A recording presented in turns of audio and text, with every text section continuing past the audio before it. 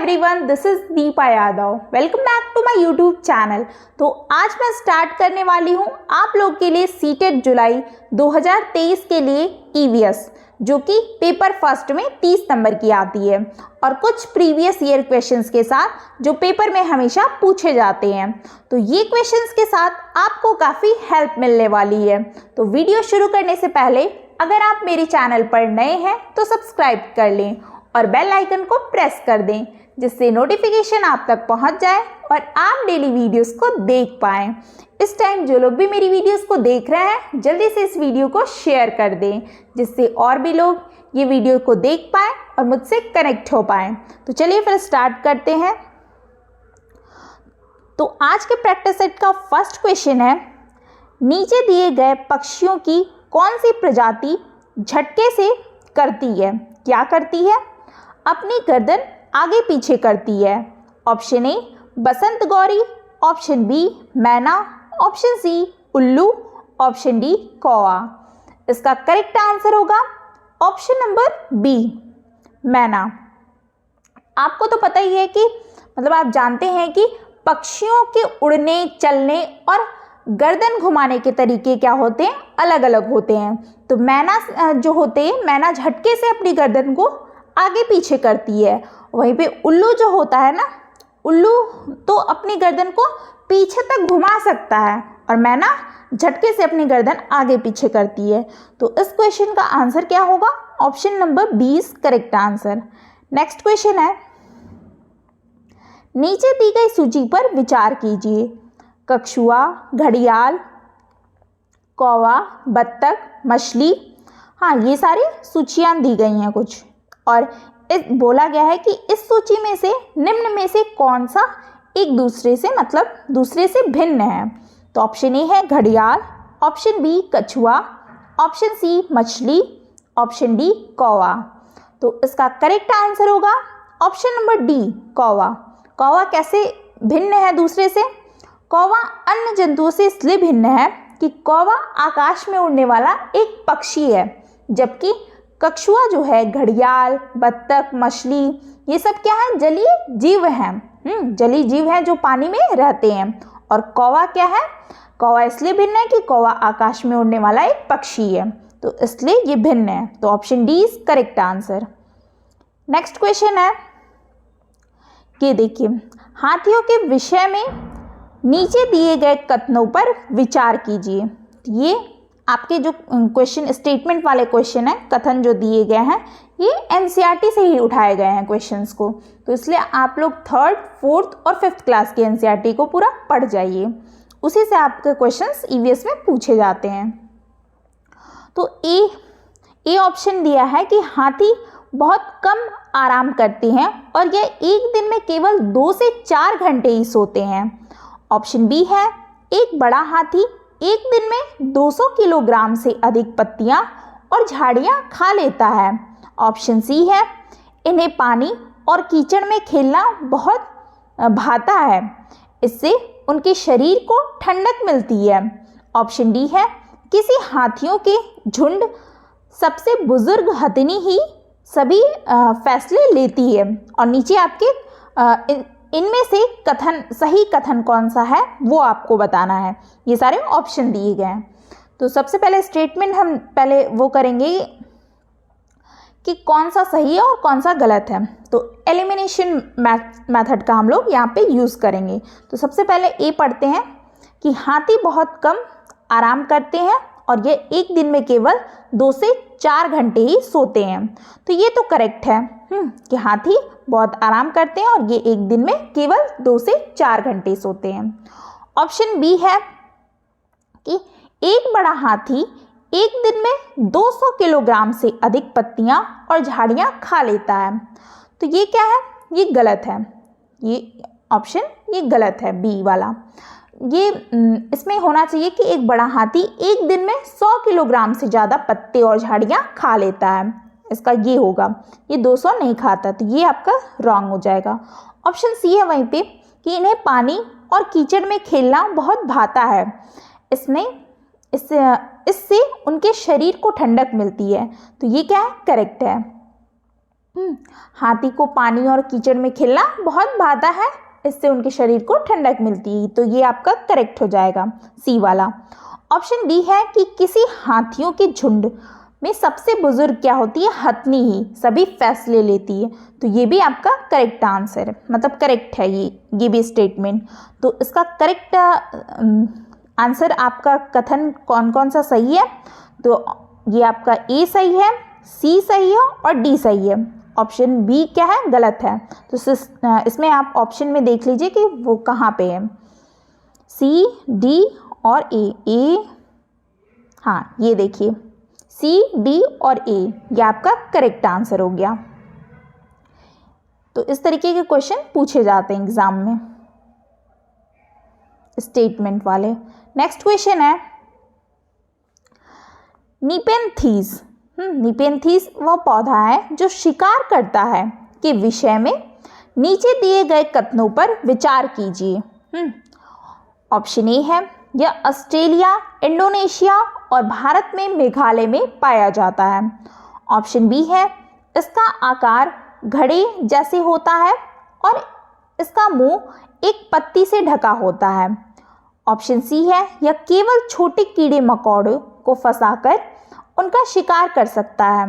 Option D है यह छोटे कीड़े मकोड़ों को खींचने के लिए मोहक आवाज निकालता है जो इसमें फंस जाते हैं और बाहर नहीं निकल पाते हैं। इसमें भी दिया है कि इनमें सही कथन कौन सा है, ये आपको बताना है, ये ऑप्शन से।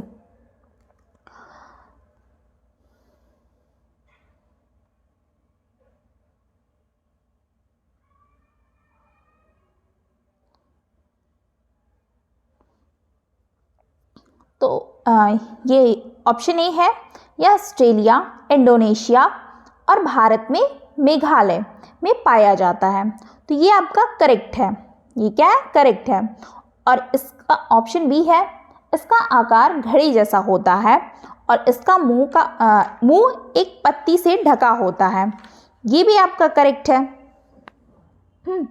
तो ये आपका करेक्ट है। लेकिन ये जो निपेंथीज है ना, ये एक शिकारी पौधा है जो चूहों, मेढकों, कीड़े मकोड़े और छोटे जीवों का शिकार करते हैं।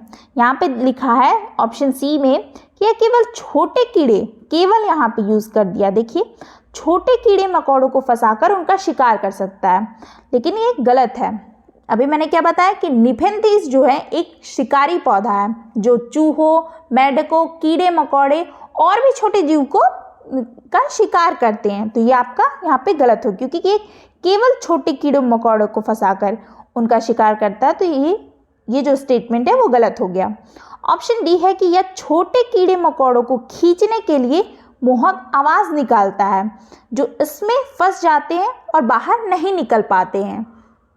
तो ऐसा नहीं है, इसका क्या है कि इसका जो आकार होता है लंबे घड़े जैसा होता है जिसके ऊपर पत्ती का ढक्कन लगा होता है। घड़े की खास खुशबू निकलती है उससे, जिसकी वजह से क्या होते हैं, कीड़े मकोड़े आकर्षित होकर के घड़े में फंस जाते हैं और इसका शिकार बन जाता है। ठीक है, क्या बन जाता है, निपेंथीज का शिकार बन जाता है। तो ये पौधे नाइट्रोजन की कमी को पूरा करने के लिए कीड़े मकोड़े का भक्षण करते हैं। तो ऑप्शन डी भी क्या है, ये गलत हो गया। ये मोहक आवाज़ नहीं निकालते हैं, ठीक है, इनके उससे स्मेल आती, खुशबू आती है, जिसकी वजह से ये कीड़े मकोड़े आकर्षित होकर घड़े में फंस जाते हैं। तो ऑप्शन सी, ये जो स्टेटमेंट सी और डी ये रॉन्ग हो गया। ऑप्शन ए जो है, ए वाला और बी ये दोनों सही है। तो इसलिए इसका ऑप्शन क्या हो जाएगा, सी इज करेक्ट आंसर। केवल ए और बी सही है स्टेटमेंट है और सी और डी गलत है। तो C is correct answer. Next question है, आमतौर पर यह माना जाता है कि रात में जागने वाले जानवर हर चीज को जिस रंग में देखते हैं वे रंग है। ऑप्शन ए हरा और पीला, ऑप्शन बी नारंगी और लाल, ऑप्शन सी काला और सफेद, ऑप्शन डी बैंगनी और नीला। तो इसका करेक्ट आंसर होगा ऑप्शन नंबर सी, काला और सफेद। आमतौर पर माना जाता है कि दिन में जागने वाला जानवर जो होते हैं वो कुछ रंग देख पाते हैं, लेकिन जो रात में जागने वाले जानवर होते हैं वो हर चीज़ को सफ़ेद और काली ही देखते हैं, तो इसलिए option C is correct answer. काला और सफ़ेद देखते हैं वो जानवर जो रात में जगते हैं। नेक्स्ट क्वेश्चन है, नीचे दिए गए जीवों के समूहों में से किनकी दृष्टि श्रेष्ठ हवा होती है और वे मनुष्यों की तुलना में 4 गुनी अधिक चल दूरी की वस्तुओं को देख सकते हैं? तो उसमें दिया गया है मधुमक्खी, मच्छर, तितली।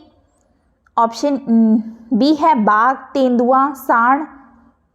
ऑप्शन सी है सांप, रेशम कीट, छिपकली। ऑप्शन डी चिल, गरुड़, गिद्ध। तो इसका करेक्ट आंसर होगा ऑप्शन नंबर डी, चील, गरुड़, गिद्ध।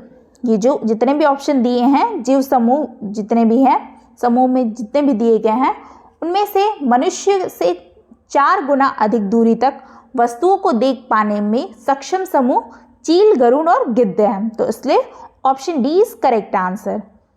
नेक्स्ट क्वेश्चन है, किसी पशु के विषय में नीचे दिए गए विवरण को पढ़िए और उस पशु को पहचानिए। यह भालू जैसा दिखता है परंतु भालू नहीं है। यह दिन के लगभग 17 घंटे वृक्षों की शाखाओं से उल्टे लटक कर सोता है। यह जिस वृक्ष पर रहता है उसी की पत्तियां खाता है। लगभग 40 वर्षों तक जीवित रहता है। तो उसका आपको नाम बताना है। तो ये क्या है, एनसीईआरटी की बुक से ही लिया गया है। हाँ, देख रहे हैं ना क्वेश्चंस का लेवल क्या है। तो ऑप्शन ए है स्लॉथ, ऑप्शन बी लंगूर, option C chimpanzee, option D panda. तो इसका करेक्ट आंसर होगा option number A, sloth. Sloth क्या होता है? स्लॉथ स्तनधारी वर्ग के अंतर्गत आता है और यह दक्षिण व मध्य अमेरिका में पाया जाने वाला मध्यम आकार का एक शाकाहारी जंतु है और यह धीमी गति से हिलने के लिए प्रसिद्ध है। आधुनिक स्लॉथ जो जंगल के वृक्षों में ही रहते हैं। यह देखने में क्या है, भालू जैसा है परंतु भालू से भिन्न है और यह दिन के लगभग 17 घंटे वृक्ष की शाखाओं से उल्टे लटक करके सोता है और यह जिस वृक्ष पर रहता है उसी की पत्तियां खाता है। लगभग 40 वर्षों तक जीवित रहता है। तो ऐसा कौन सा जानवर है? वो है स्लॉथ। तो option A is correct answer. Next question है, निम्नलिखित में से किसकी सुनने की शक्ति इतनी तीक्ष्ण होती है कि वह वायु के पत्तों के हिलने की ध्वनि और घास पर किसी जानवर के चलने की ध्वनि में अंतर कर सकता है? ऑप्शन ए बाघ, ऑप्शन बी गिद्ध, ऑप्शन सी रेशम का कीड़ा, ऑप्शन डी कुत्ता। इसका करेक्ट आंसर होगा ऑप्शन नंबर ए, बाघ। बाघ में सुनने की क्षमता इतनी तीक्ष्ण होती है कि वह हवा से पत्तों के हिलने की ध्वनि और घास पर किसी जानवर के चलने की ध्वनि में क्या है, अंतर कर सकता है। बाघ के दोनों कान जो बाहर की आवाज़ को क्या है, इकट्ठा करने के लिए अलग अलग दिशाओं में बहुत ज़्यादा घूम भी जाते हैं। तो इस क्वेश्चन का आंसर होगा option A is correct answer. Next question है, निम्नलिखित में से वह कौन सा जानवर है जिनके अग्रदांत हमेशा बढ़ते रहते हैं? वे दांतों को बहुत अधिक लंबा न होने देने के लिए वस्तुओं को काटते या कुतरते रहते हैं। ऑप्शन ए दीमक, ऑप्शन बी गिलहरी, ऑप्शन सी छिपकली, ऑप्शन डी चूहा। इसका करेक्ट आंसर होगा ऑप्शन नंबर बी गिलहरी। ऐसा कौन करता है? गिलहरी। गिलहरी के अग्रदांत हमेशा बढ़ते रहते हैं। वे दांतों को बहुत अधिक लंबा न होने देने के लिए वस्तुओं को काटते या कुतरते रहते हैं। तो इसलिए option B is correct answer. Next question है, नीचे दिए गए सभी जानवरों में निम्नलिखित में से कौन सी विशेषता पाई जाती है? ठीक, इसमें छिपकली दिया है, गौरैया, कछुआ और सांप। तो उसमें आपको बताना है कि सभी जानवरों में से निम्नलिखित में से कौन सी विशेषता पाई जाती है। इसकी विशेषता बतानी है आपको। ऑप्शन ए है वे अंडे देते हैं, ऑप्शन बी वे जहरीले होते हैं, ऑप्शन सी वे भूमि एवं जल दोनों में रह सकते हैं, ऑप्शन डी उनके शरीर शक्ल से ढके होते हैं। तो इसका करेक्ट आंसर होगा ऑप्शन नंबर ए, वे अंडे देते हैं। छिपकली, सांप, गौरैया, कछुआ, ये सभी क्या है, अंडे देते हैं।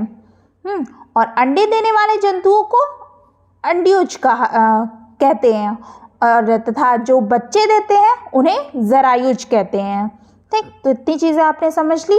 तो ऑप्शन नंबर, जो क्वेश्चन नंबर 10 है, उसका करेक्ट आंसर है option number A is correct answer. तो आज का ईवीएस का क्वेश्चन इतना ही था, 10 क्वेश्चन थे। तो आपको क्वेश्चन कैसे लगे? अगर भी कोई भी डाउट है क्वेश्चन से रिलेटेड तो आप कमेंट बॉक्स में ज़रूर बताइएगा। और आपने लेवल तो देख ही लिया होगा किस लेवल का है। मैंने आपको बताया कि 1 से 5 तक के बच्चों के लिए है। जो भी एनसीईआरटी है वो आप पढ़ जाइए। 3, 4, 5th क्लास की एनसीईआरटी जो होती है उसमें ईवीएस रहती है।